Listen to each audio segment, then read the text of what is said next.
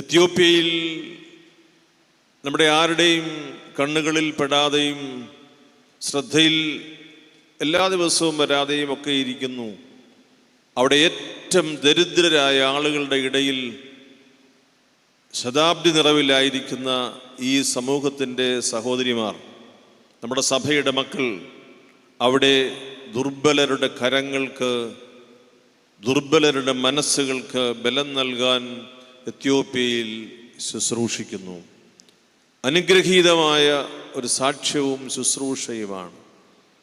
അവിടെയുള്ള യൂറോപ്പിലെയും അമേരിക്കയിലെയും ഒക്കെ ശുശ്രൂഷകൾ വ്യത്യസ്തമാണ്, വളരെ വ്യത്യസ്തമാണ്.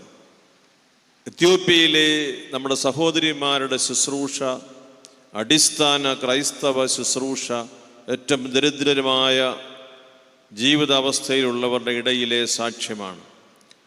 ശതാബ്ദി നിറവിൽ മലങ്കര സുറിയാനി കത്തോലിക്ക സഭയുടെ ഏറ്റവും നല്ല മിഷണറി മഠമായി ഞാൻ എത്യോപ്യയിലെ ബഥനി മഠത്തെ പ്രഖ്യാപിക്കുന്നു. അവരുടെ ശുശ്രൂഷകൾക്ക് ദൈവം സമൃദ്ധമായ അനുഗ്രഹങ്ങൾ ചൊരിയട്ടെ.